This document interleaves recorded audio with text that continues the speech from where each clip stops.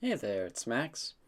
So, for this one, I wanted to do a piece inspired on everyone's favorite way to blow off all of your responsibilities. The new Zelda, Tears for Fears. I mean, Tears for the Kingdom. So, I had a couple ideas, and I just wanted to try to work them out, figure out which one I wanted to tackle first, and if there were ones that just felt stronger than others.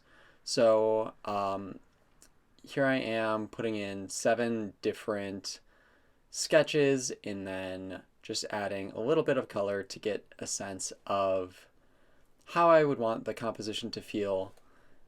So on the far left, I sort of have Link and Zelda falling from the sky. Zelda's falling beneath the earth, sort of reference to that opening cutscene. I wanted to show sort of the scale of the game world, the sky, the ground, the underground areas. Um, and then these middle two, I've got just sort of the more designy motifs that you see throughout the game. On the top right, that's sort of like the underground area. I thought that it could be very, very cool with all these different light sources. Um, I end up going with the bottom right composition for this one, which is Hyrule Castle being lifted up by this gloom, this sort of red fire. I thought that it looked nice compositionally, thematically. So this is a vertical composition, so that's why it transitions there. And I spend a while just laying out the scene, constructing out the castle, looking up reference, putting in compositional shapes. So I planned things out pretty roughly. I wanted it to be a painting, so I didn't get too lost in the line work there. And then just start blocking in areas of shadow and light. We spend a good amount of time on the castle here. It was a lot of push and pull in here, trying to make the geometry read, have a decent loss of information in there, but still being able to see what we're looking at. And then there's sort of this wall that goes around, and I sculpt that for a while, get some good highlights there. I'm always happy to paint sort of a torn up landscape because it means that um, things don't have to be perfect. And yeah, you see me playing around with the sky a lot, trying to lay in some clouds. I end up with something that I'm pretty happy with. It takes me a bit to get there, um, but very shape focused clouds. Eventually, I flatten it all out to one layer, and then it gets really tricky to work on the clouds without hurting on anything else. And you know, it's always fun. We love destructive editing here.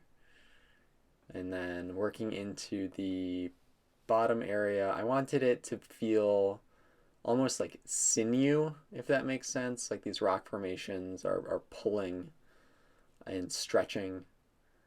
Uh, I end up losing it later on. It just wasn't working for me too well.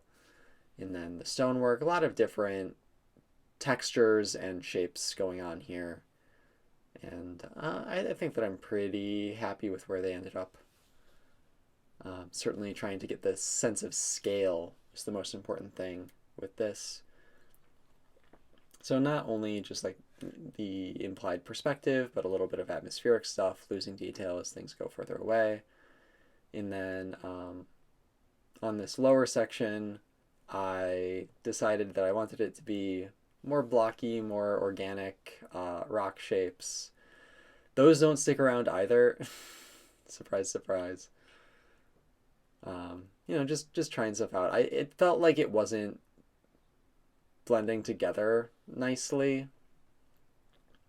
so I take a break and go back to the castle. Why not? I think that it's very helpful whenever you're feeling stuck or frustrated with one section of a piece, to not stay there for too long, to go work on something else, because it's very important to have balance in your piece. So, if one thing, if you've worked on one aspect of it for just hours and hours and hours and haven't given it as much thought to other areas, it can start to look really disjointed. And that's what I was struggling with. So oh, there's just a little bit of stone texture. Playing with stone. I end up with a sort of a shiny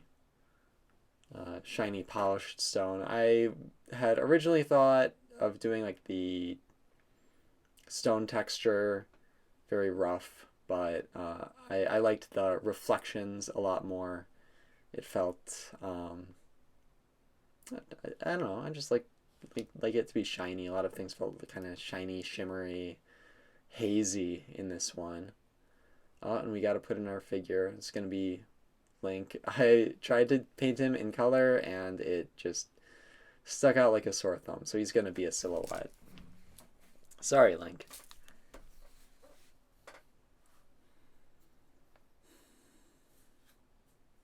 Some more detail on the wall.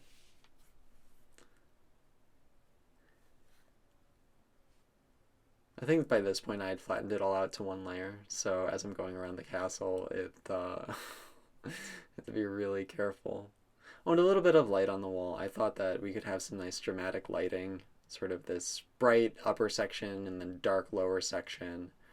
And then I start to bring in the gloom, these sort of fiery, sure, fiery shapes. Um, it was fun. It was fun. Trying to balance the soft and hard edges here. I think that I did it all on a layer on top of everything and then erase anything that overlapped. And I put in a little bit of just like some particle effects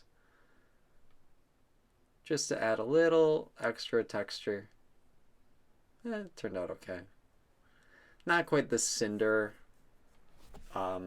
look that I had wanted, but just gives a little bit, and that's okay. It's kind of crazy how much time I spend on the castle when I know that I'm just going to cover it up with stuff. Put a little bit of harder highlights on there, sort of to match the wall. And what's going on here is just big general tonal adjustments. So trying to remember what I did here. If it was an overlay layer, and then just a big soft brush to push things around in space.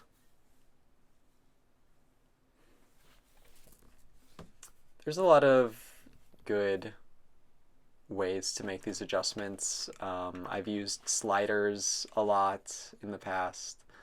I wanted to try something a little more natural, a little more organic with that big soft brush on an overlay layer. That way you can change like brightness and hue, while having a bit more of a granular control over where you want that effect.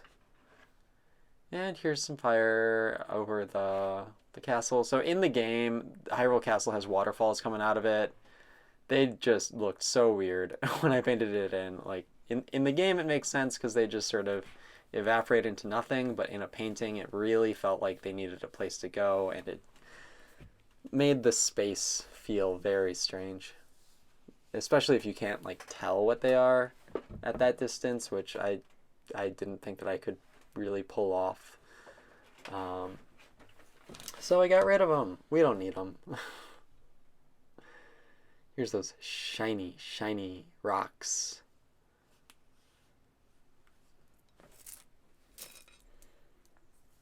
And from here on out, I think that it's just cleaning things up a little bit, fiddling with some shapes, fiddling with just some noise that's in the painting. There's some areas that were just kind of messy, so trying to clean those up as best I could. But I think I'm pretty happy with this. Certainly a very dramatic moment in the game, and I'm looking forward to doing more. I think that I might go back to my sketches and pick another one. I really liked the underground scene down in the depths. I think that's such a cool area, very much like the toxic jungle from Nausicaa and the Valley of the Wind. Really, really, really fun stuff. Well, I hope that you all enjoyed this. I know that it's been a bit since I've released a video. I've got a project that I'm working on, which I'm not quite ready to release or to announce yet, but keep your ears peeled for that. I'll catch you next time. Bye.